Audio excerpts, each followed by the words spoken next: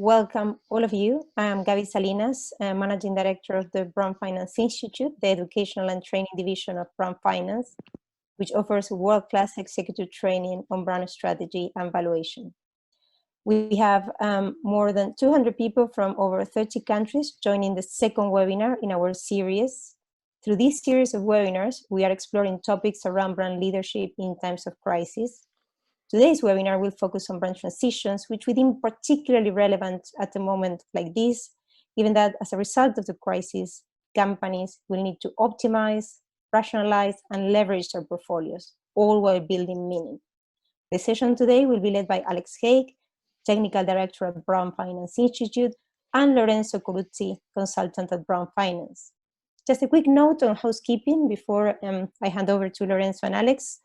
The format of the hour-long webinar today will follow a 30-40-minute presentation by Alex and Lorenzo, followed by a 15-minute Q&A session.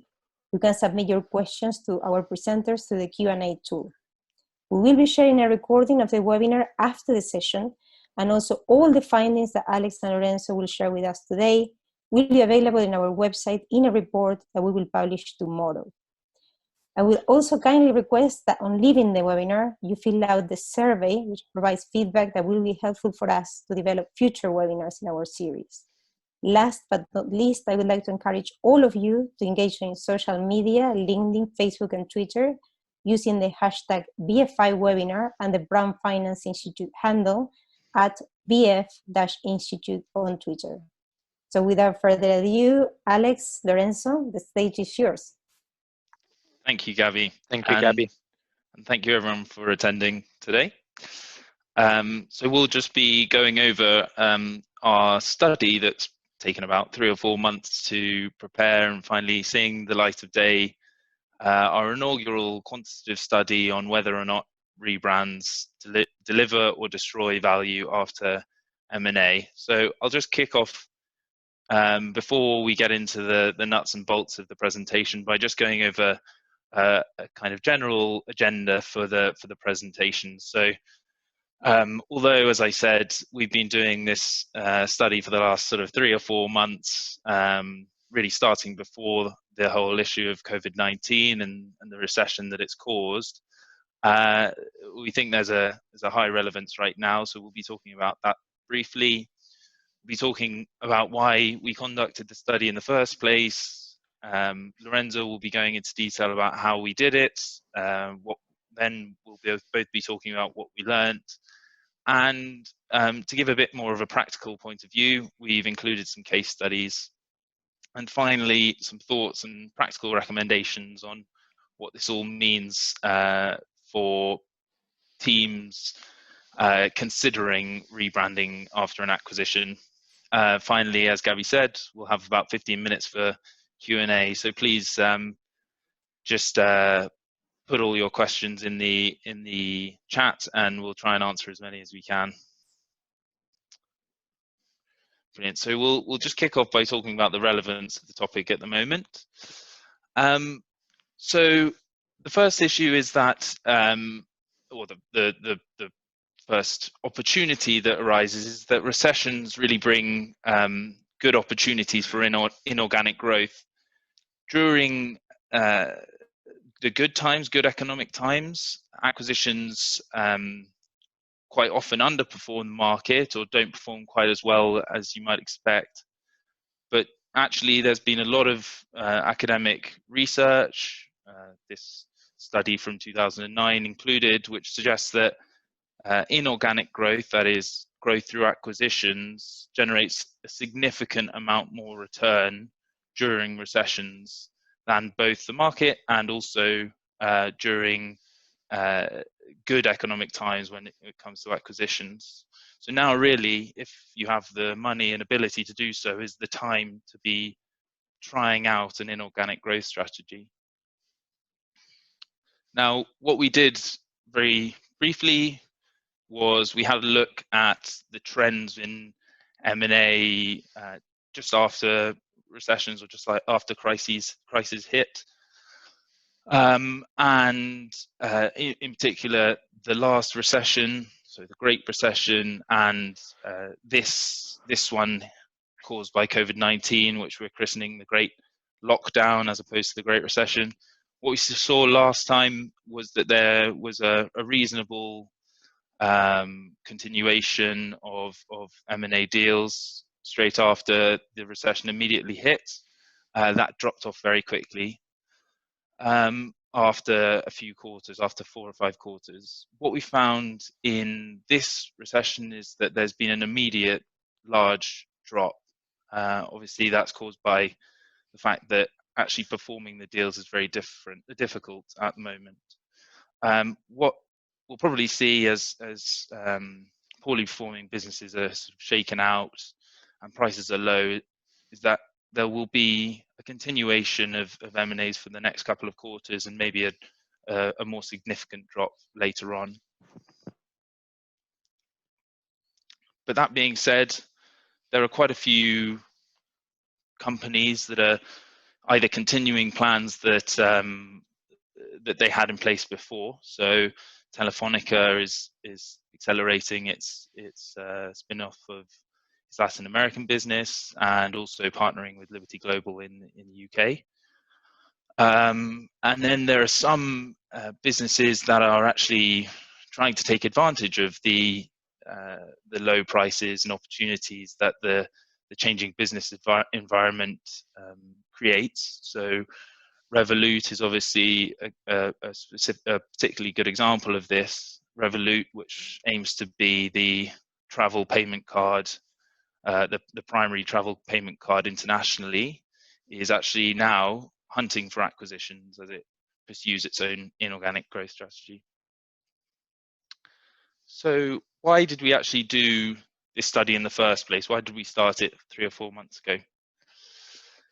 So the real reason was that we wanted to make an annually updated commercially focused database. So this is the first year that we've done it, but this is certainly not the final year. We want, as we do with many of our other studies, to make this an annual database which is commercially focused and can be used to help make decisions. So it's there to complement our other 4 databases, the first being our brand valuation database, which looks at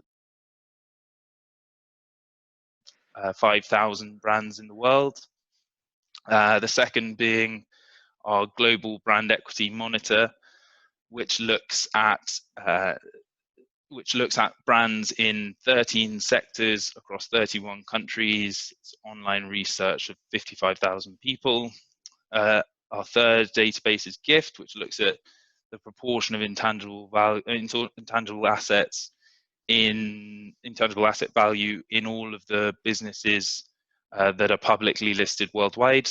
And then our brand royalty rate database, which looks at the importance of brands for financial performance across all sectors worldwide.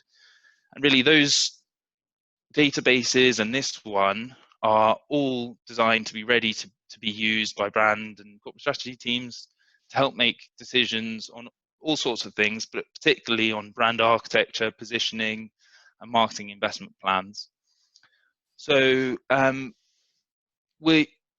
you'll be able to see the top level results in this presentation, and you'll also be able to see them in a lot more detail with interviews and case studies in the report that's being published tomorrow.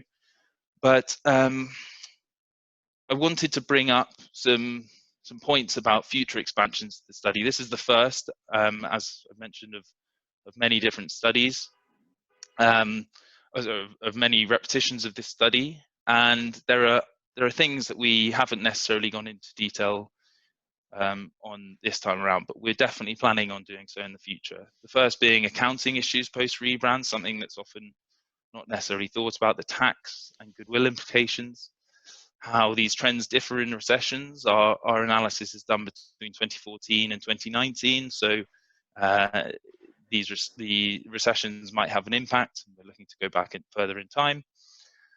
And also the prevalence and effects of partial rebrands and refreshes. So we've looked specifically at name changes and not on partial rebrands or image refreshes. So we'll be looking to study that in a bit more detail. We have it all in our database. We could look at it in more detail, but in the study, in the report at the moment, it's not highlighted. But if you have any other requests, we'd really welcome them. So please let us know. Our contact details are everywhere. And if you go onto our website, you can contact us with recommendations. So Lorenzo will now go into detail on the how. Yeah, thank you, Alex. So first of all, we'd like to thank our contributors. Some of them will be mentioned throughout this webinar, and all of them will be featuring in our inaugural launch of the great report, which is the Global Rebrands and Architecture Tracker that Alex was mentioning before, which essentially contains most of the insights we are going to be discussing here today and more, including complete interviews with the brands above. So thanks again to United Rental, Atos, Deutsche Telekom, and BI360 for the contribution. So which acquisition were covered? Overall, we analyzed over 6,000 M&A transactions over the 5-year period that we mentioned, 2014 to 2018. Essentially, we wanted to get as wide a scope as it was reasonably possible, and we focused our attention on acquisition above 500 million USD made globally, and these equate roughly to 80% of total acquisition volume. So essentially, our aim was to gain a deeper understanding of the trends in terms of rebranding and brand transitioning in top deal transaction with a potential higher value at risk. Another thing that we think it's important is to give a rebrand definition, because sometimes can be a blurred definition. So in this case, we identified as rebranded companies that change name, logo, corporate name, brand, and trademark as a result of an M&A activity. And internal and organic rebranding were not in scope of this study. So what was in scope was really a first case is a full rebrand to a completely new brand. This is the case, for example, of Finastra in the financial sector, or as we put here, of Navicure and Ziermed that in 2018 moved to Waystar. Another example is a full rebrand to a parent brand. This happened, for example, when Verizon acquired Fleetmatics in 2016 and moved to Verizon Connect in 2018. And also the dual brands. So this is an example, Emerson and the acquisition of Aventix in 2018. What we noticed, and we think it's an insight in itself, is that we find that more dual branded approach were present in most recent acquisitions. For the closest we are coming to 2018, the more dual brand approach we were seeing. And this is not a surprise really, given that dual branding is often a brand migration strategy used by many companies, and it's sometimes the best way really to effectively transition the equity, especially when you acquire a very strong company. So let's move now on some findings and learnings. The key findings and learnings that we'll be discussing here will be why are acquisition rebranded? So what are the key drivers of rebranding? How many acquisitions are rebranded? So we'll be looking at the impact by size of the deal and by sector, how quickly usually happen, and what is the impact on M&A return. So in order to give some context on what we're looking at and the trends we're seeing, we just quickly summarize some of the key reasons for rebranding. So on the left-hand side, we've got for rebranding, and on the right, some of the reasons why companies don't always do it. The first one that people probably would automatically think of is the fact that is the idea that the acquirer brand is more reputable or stronger than the acquisition target. If they're a small company, especially, that makes sense. If there's a regional marketing strategy, so if there's sports sponsorship, or if there's a global campaign, usually it makes more sense to have a single brand across multiple markets to make that spend more efficient and effective.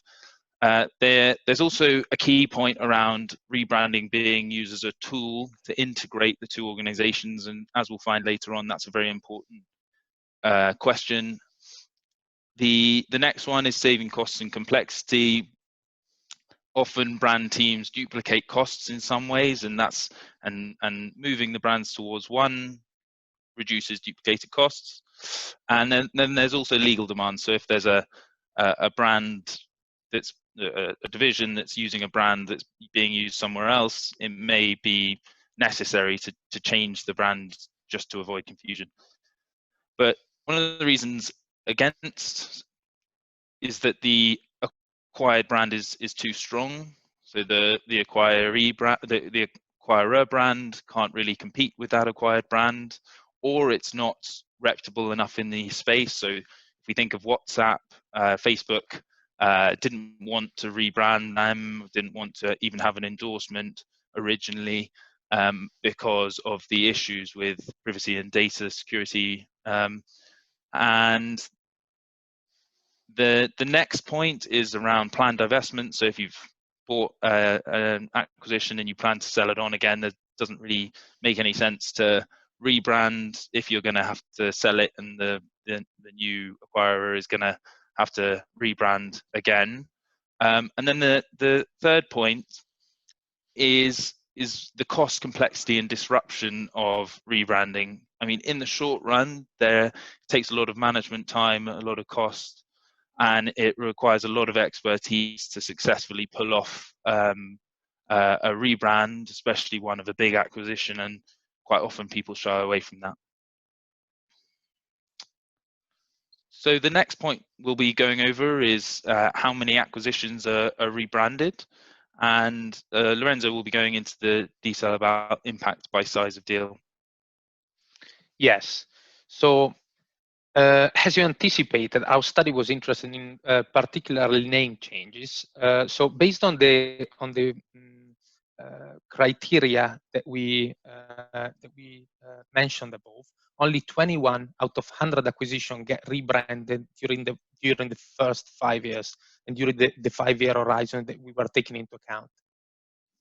However, what we notice is that the likelihood to rebrand are heavily influenced by deal size.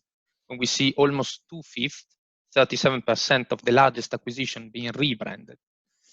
By looking at the data, though, we found that there is no inherent reason why large companies are likely to perform better after a rebrand than smaller ones, and similarly on acquisitions. So it looks really like the top acquisition are seizing the opportunity of rebranding, while for smaller acquisition, the value that might be linked to a rebrand is essentially left on the table.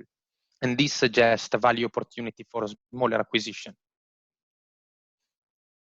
So as you'll see in the report that we're publishing tomorrow, the trends really do differ a lot by sector, but we thought we'd pick out some of the key sectors, well, 2 of the key sectors, telecoms and banking, just because they're very different, but on the face of them, similar industries. So if you take telecoms, it's the second highest in terms of the percentage of number of acquisitions. So 29% of the number of acquisitions are rebranded, but the value of the acquisitions rebranded is vastly higher. It's at 52%. As many of the large telecoms companies buy up relatively large similar companies in other markets and rebrand them to make an international brand. So just to summarize, as we went through some of the data, why that is the case, why there is so much rebranding. I mean, telecoms really is an industry with relatively commodity-like service offerings. So when you're thinking about rebranding, or when you're thinking about having 2 brands in the market, you have to make sure there's a niche and there's a difference in the brand positioning, and where there's commodity-like service offerings like this can be a bit difficult. Therefore, bringing together and only having to create that niche for one brand makes sense in this industry. There's also a strong benefit of international and national connectivity in the positioning of many brands, and so having a strong network under one brand is a strong pull. The third point is that there are centralized brand marketing functions, and so it's therefore quite easy to find the duplicated costs and take them out within deals and within integration. But if you take the example of banking, the proportions both of number and of value are a lot lower at 20%. So in the case of banking, in fact, there doesn't seem to be any impact on likelihood to rebrand based on deal size, given the fact that 20% is both the number and the value proportion. What we saw as we went through the data is that that's because a lot of the big national brands, especially in the US, buy up local brands and rebrand them to the overall national one. So this deal effect doesn't necessarily apply here. When you think about why, or some of the reasons why banking might rebrand or might not rebrand, there's obviously an initial point that on the face of it, banking seems quite similar to telecoms. There are reasonably similar services that you can reasonably easily compare between the brands. International or at least national connectivity is useful, and there are central brand teams where you can see the duplicated costs. But some of the reasons why the number isn't higher is because in banking, as opposed to telecoms, customers are very risk averse, especially with local bank brands. And that creates a disincentive for rebranding on the basis that you might lose customer loyalty.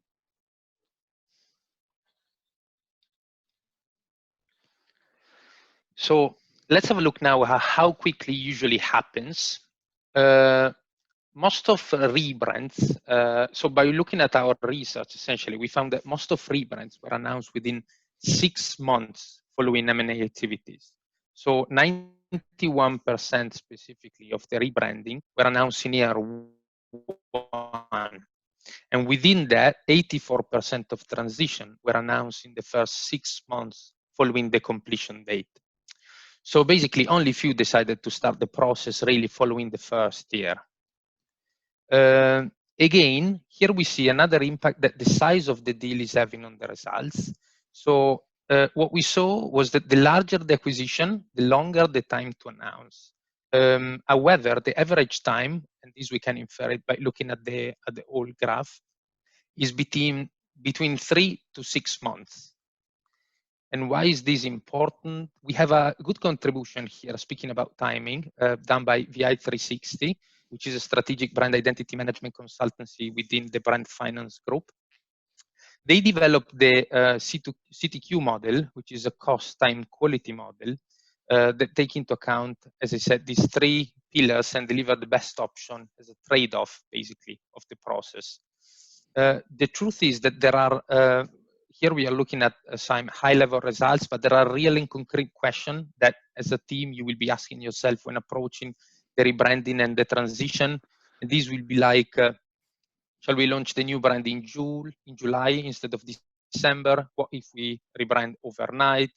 Shall we prioritize certain business over part of the business over others, or certain geography, etc.?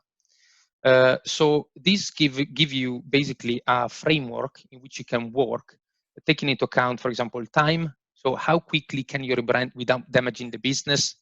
And these might have an effect on all the stakeholders at large, the employees of the acquired companies, their current customer and your current customer.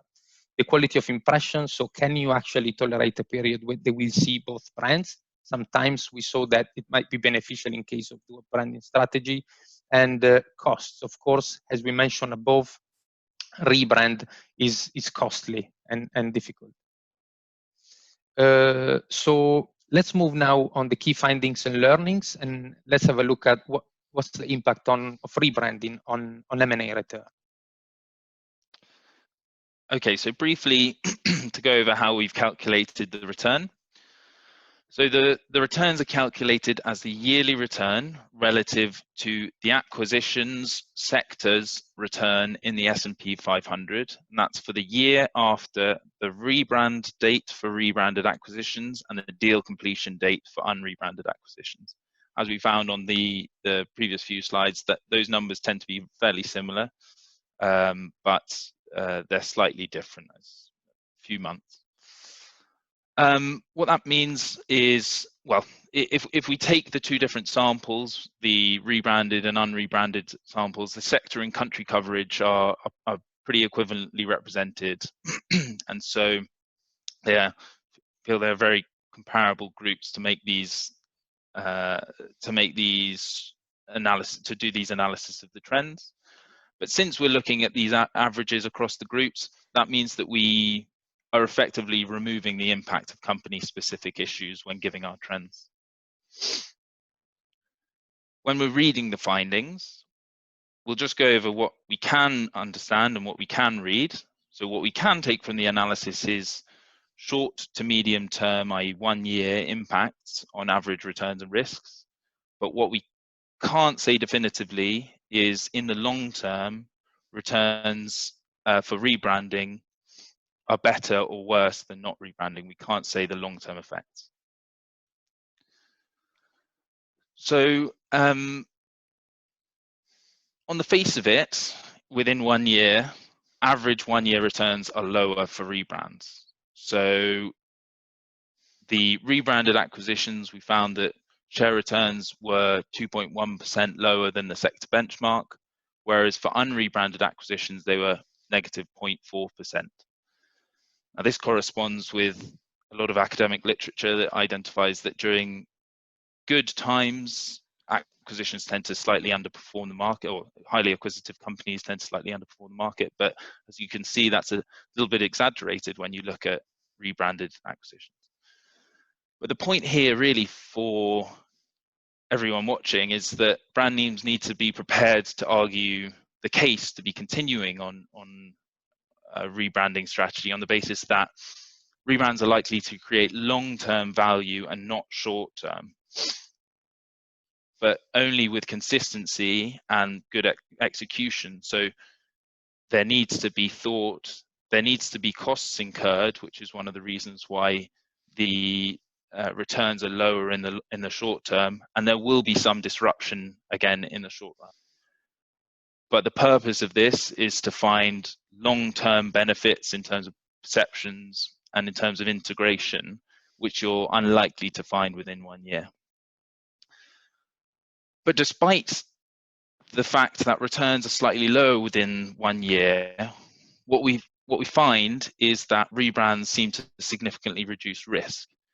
What they seem to do specifically is reduce the spread of returns. And so if we look at the spread of returns by looking at the standard deviation, the spread is much tighter for rebranded acquisitions than it is for unrebranded acquisitions.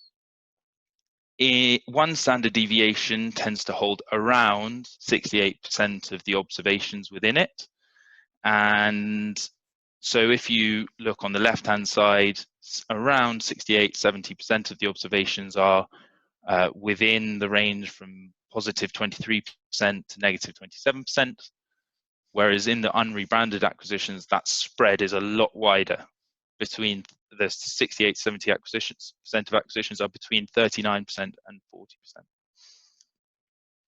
What that means is that 16% of the observations of the acquisitions are above the top figure on each of the two spreads, and 16% are below the low range.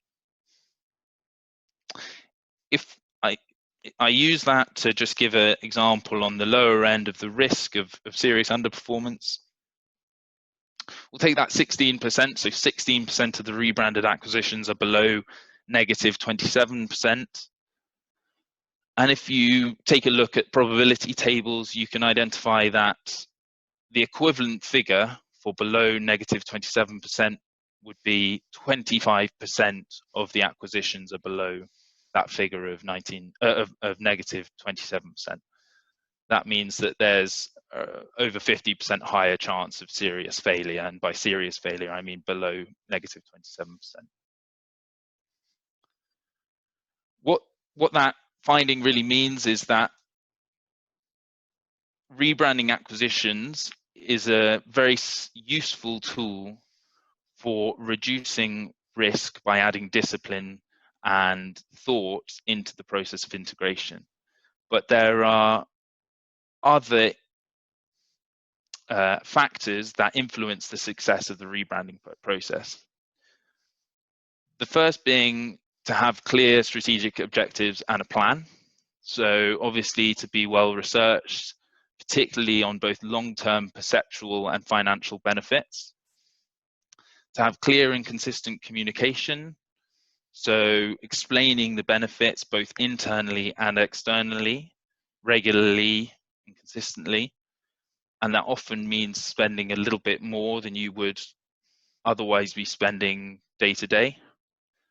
And then most importantly, tracking success and failure and researching in order to identify positives and negatives and make adjustments in a timely way. So now we're going to go into detail on some practical considerations by looking at some specific case studies. So if we look at United Rentals is a leader in its field of large commercial and industrial equipment rental in North America. It's also one of the leading acquirers in our study and one of only 5 companies with 4 or more acquisitions rebranded. The key point of identifying this case study is to examine the driving forces behind a rebranding heavy acquisition strategy. In United Rentals' case, this strategy was treated as the enabler of the business strategy, which was to lead the market by assembling the largest fleet and match that with a broad geographic coverage, particularly in North America. The brand strategy specifically was designed to complement that brand strategy by presenting one company brand to all of their customers in order to highlight that broad reach and the range of services that the combined group created. So if we look at NES Rental, NES Rentals, NEF Rental, and Blue Line Rental, they were all purchased and they were rebranded. There we go. They were rebranded completely to United Rentals. In those cases, the benefits of cross-selling, increased capacity for United Rentals, and the use of a nationally strong brand were deemed to be higher than the benefits of maintaining the existing brands, which had their own niches in certain areas. But Baker Corp, which was United Rentals' second from last acquisition, was only partially rebranded. It's retained its original name, but it's jointly branded with United Rentals. And the difference with Baker Corp really is that the acquisition gave United Rentals access to international markets, particularly in Europe, where the United Rentals brand is not so well known and needed time for its brand strength to be built up. So what we really noted looking at the strategy was that United Rentals experience really focuses us on the importance of assimilating people and work cultures in the acquisition. Across all of the acquisitions, there have been an understanding that success is influenced by employee engagement and satisfaction. So the focus was on welcoming employees into the so-called United Rentals family with direct messages from executive leaders. And many of them were from previously acquired companies. So there was a sense of, we've done this before. And that was designed to reassure new team members that they were joining a strong employee culture. And that point was substantiated by the fact that United Rentals comes very high on those benchmarks of best companies to work for in the world. If you look at the financial performance throughout 2017 and 2018, as the rebrands were being conducted, the company outperformed its benchmarks, sector benchmarks. Even though it returned to industry level performance in 2019, it seems to us that the focused and clear brand strategy here seems to be paying off well.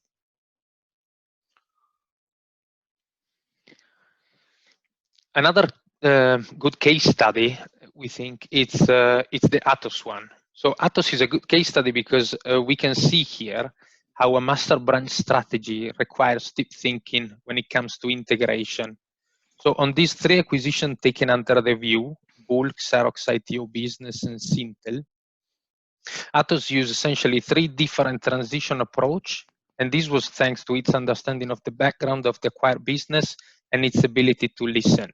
And here we are referring to listen in a broader sense to customers, employees, and cultures. So for example, Bull was a French IT company that Atos acquired in 2014 and it was an acquisition where new expertise was coming in, and it was designed for that specific reason, to integrate basically different products in Atos portfolio. So Atos brand was not as known in that space and geography, so changing straight to Atos would have been probably a mistake, or quite a lot of equity would potentially have been lost. That meant essentially that for about 2 to 3 years, Atos took a brand integration strategy where first they changed the existing Bull brand at the time into the Atos Blue, creating a look and feel of the Atos brand with a clear Atos endorsement. And only at the second time, they finalized the transition, leaving only the Atos brand.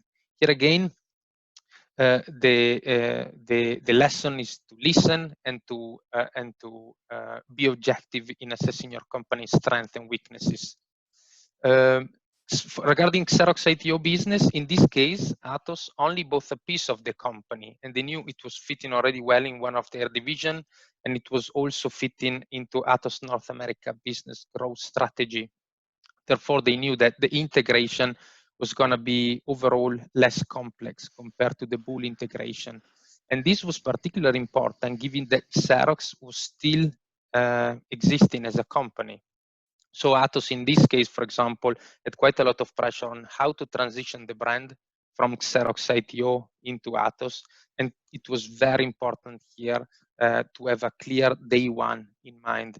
And this example informed the points we were making earlier regarding the contractual demands that sometimes you have to follow for rebranding.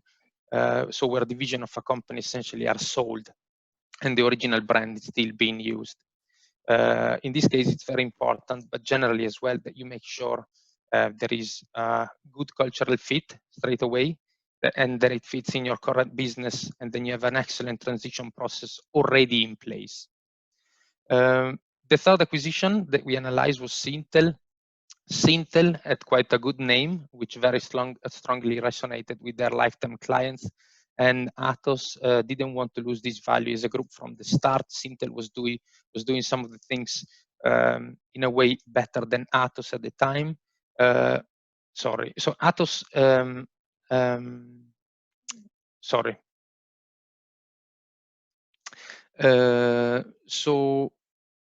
What Atos did essentially here, differently from the other two acquisitions that we saw, it took a dual branding approach, just because that's the point. They didn't want to lose the value as a group from the start. So this dual branding approach was to leverage essentially the brand equity, both from Atos to Syntel and vice versa. It was a sort of reverse integration. And Atos felt that in the context of this acquisition, the composite logo was the best way to visualize and respect the value that Syntel was bringing to the Atos group.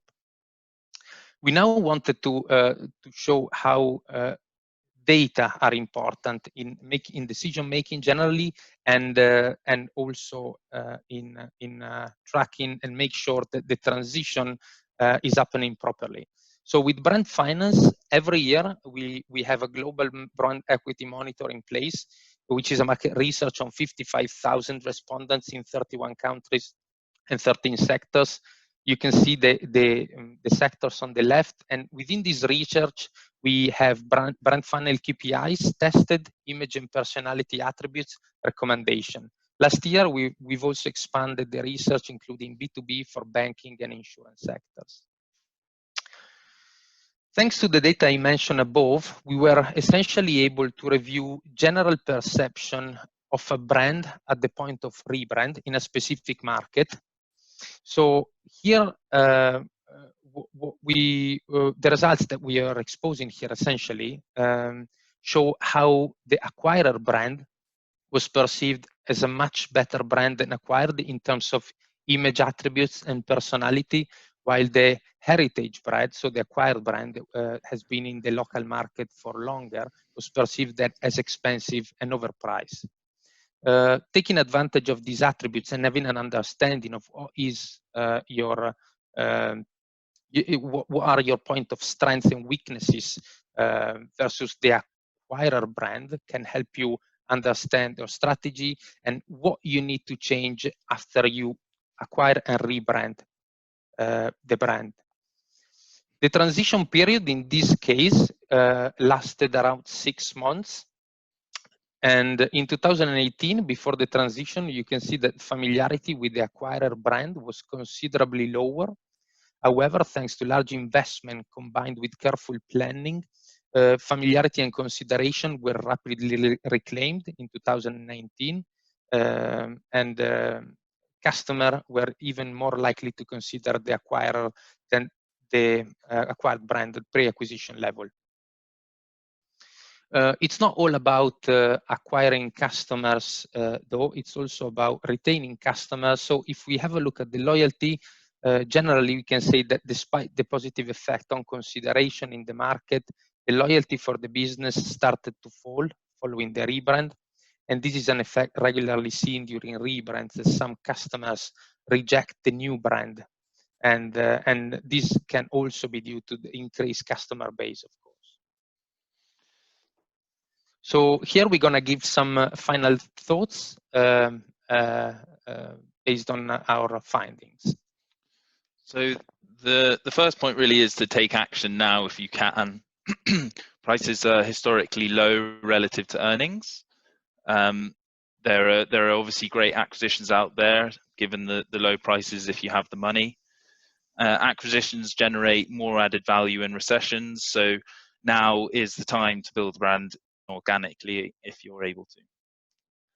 But importantly, take care. So pre-deal, you need to consider how the companies and in particular the brands can fit together to add value, whether there's an ability to stretch or whether the companies will even do better with an acquired brand being put onto it. That comes to research, obviously. During the transition, as well as planning it well up front, the real thing is to not go half in. Sometimes rebrands are done, but the business kind of continues on as business as normal. They need investment and close customer care, as we saw in the previous case study. Customers often don't like rebrands, and you may lose loyalty even if you're building consideration. The way to make the most of the benefits of a rebrand is to invest, both to build up awareness in the new brand and also to transfer the positive perceptions of the previous brand into the new entity. Post the deal and post the transition, the real point is to measure, test, and measure again, and that's using secondary sources, using original research, and using financial information. And don't be afraid to alter things if they don't end up as expected, as most acquisitions and most rebrands are pretty different beasts. But finally, and throughout, the most important thing that's come through from our experience and all the experience from our contributors is to include all stakeholders and a broad set of metrics to make sure that the rebrand is a success. If you don't bring everyone in the company and your customers through the process with you, then they're probably going to resist it. Okay, and now we're on to Q&A. Thank you, Alex and Lorenzo. That was a very insightful presentation. Before moving on to Q&A, I would like to encourage all attendees again to engage in social media through the BFI webinar hashtag and our handle in Twitter at BF-Institute. We have several questions. We're going to try to limit the questions so we make it in 15 minutes. One of the first questions that we received was how do we define rebrands? If we are including their new brands, and the acquirer brand too. That's from Jonathan Knowles from Tech 2 Consulting. Can you clarify if rebranding includes new brands plus adoption of the acquirer's brand? Sure. Lorenzo, do you want to take that one? Yes. As I said at the very beginning, what we've included here for the time being, and we are planning to expand on this, was new brands completely. So yeah, if two brands decide to merge and go on with a new brand, we took that into account. Then we took into account the move to the acquirer brand and the dual branding. So these are the three key that we have included in our study. And if there are any other specific branding, they might be in the database, but we will have to look at it. And as Alex mentioned before, if you have any specific question or you wanna have a look on of any specific case, we can make that possible. Okay, thank you, Lorenzo. Then we have another question from John Martin from BT. He mentions that we share some interesting and insightful numbers, but that we didn't include sources of the data in our slides. And he would like to know, about those sources and if the final document will include those. Yeah, that's right. The all of the data in here is from our study, so that's why there weren't source documents at the end, but they'll all be in the report published tomorrow. Okay, good. Then we have another question from Jonathan Knowles from Type2 Consulting.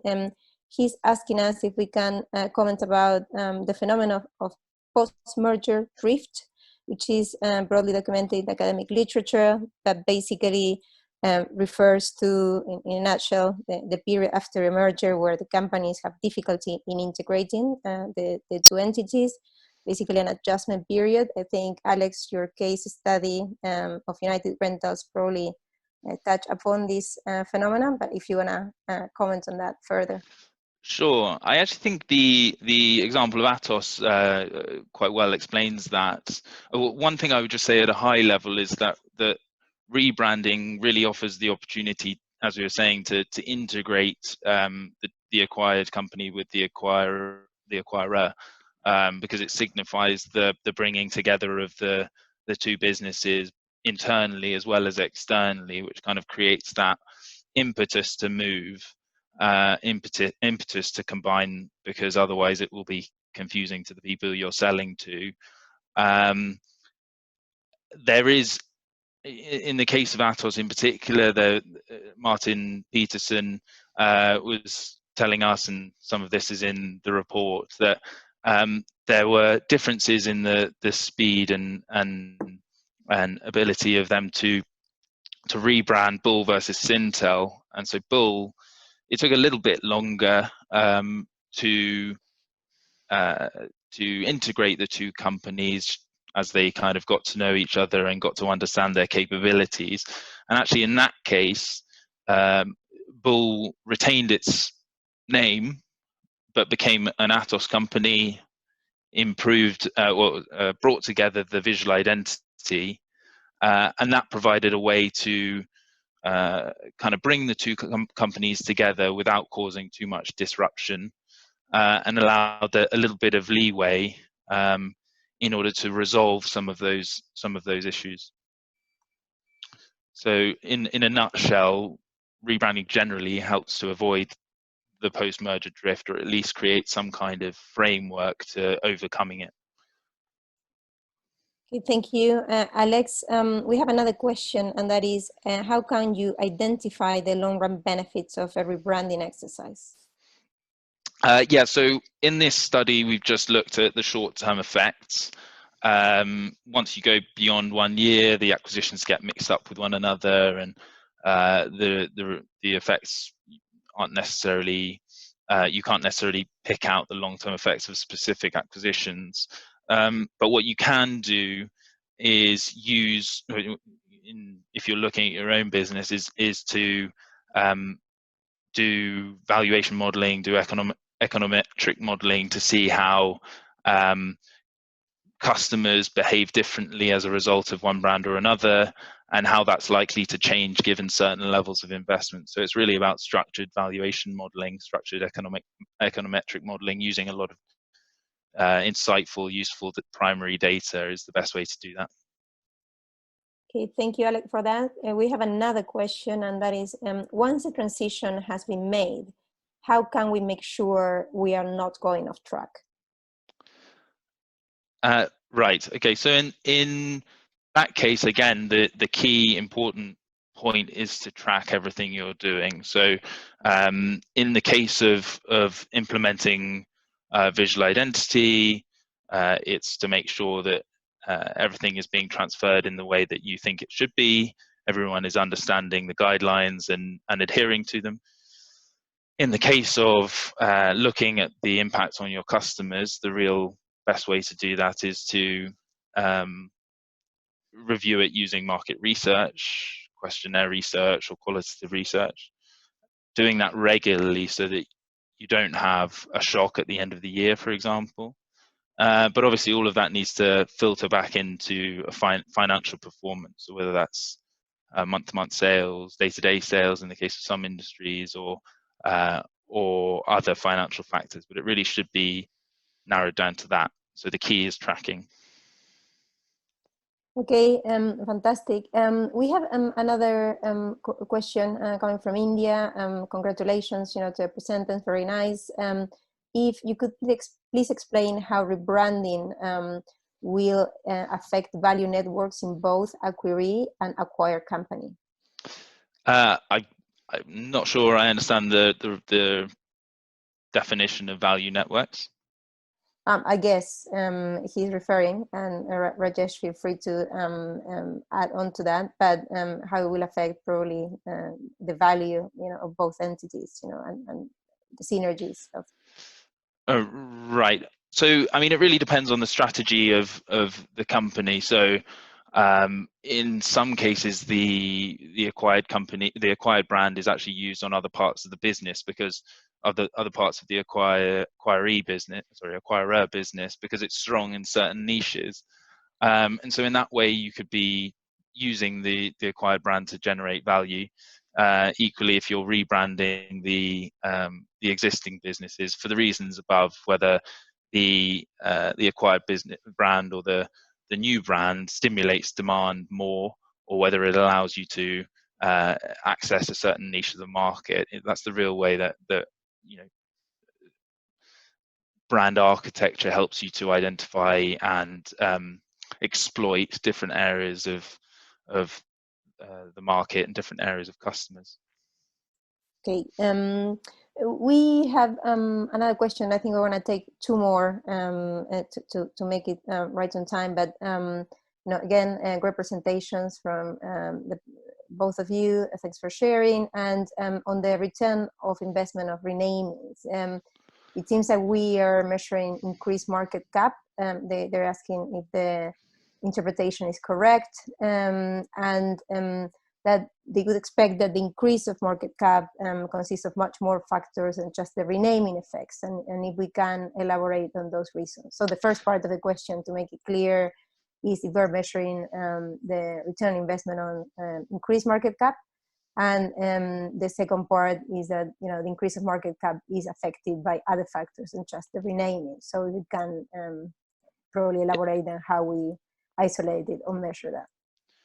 Of course, yeah. So of course, market cap is so it's share returns, so it's fairly equivalent to market cap growth. Of course, market cap growth is impacted by various different measures, various different things. The first thing is obviously company-specific risks, but our database looks at 3,500 acquisitions that either did or did not lead to an acquisition. So looking at that level, at that number, diversifies away the impact of company-specific risk, and therefore the only change to market cap that would be relevant would be sector and country. But the sector and country coverage is similar between the two samples, so between rebranded and unrebranded. And therefore, since the only difference in variable is rebrand or not rebranded, the other effects on market cap are removed. Okay, so I think we're going to do one more question, and we have the question: is lower returns of rebranded acquisitions due to higher rebranding costs. So, sorry, could you just repeat so that? So is the lower returns of rebranding exercise due to higher rebranding costs?